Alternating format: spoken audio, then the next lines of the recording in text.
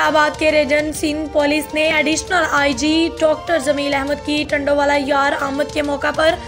SSP office में अंजुमन ताजरान इत्तेहाद टंडोवाला यार के वफद से मुलाकात की और बाजार के मसाइल पर बातचीत की। अंजुमन ताजर इत्तेहाद के वफद ने एडिशनल आईजी को बाजार में ताजरों को दरपेश आने वाले मसाइल से आगाह किया, जिस पर additional IG doctor Jamil Ahmed ने एसएसपी टंडोवाला यार रुखसार अहमद खावड़ को हदायत जारी की कि ताजरों के मसाइल को तरजीही बुनियादों पर हल किया जाए। इस मौका पर एसएसपी टंडोवाला यार ने अंजुमन ताजर इत्तेहाद टंडोवाला यार के नुमाइंदों को यकीन दिलवाया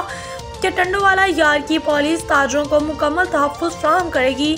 और ताजरों के मसाइल को तरजीही बुनियादों पर हल किया जाएगा। इस मौका पर Hyderabad region police additional IG doctor Jamil Ahmed और एसएसपी टंडोवाला यार रुखसार अहमद को अंजुमन ताजर इत्तेहाद के सरपरस्ते आला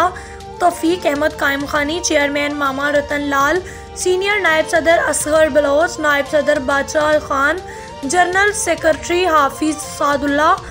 आसिफ इकबाल आराई ने अजरक और सिंधी टोपी का तोहफा पेश किया।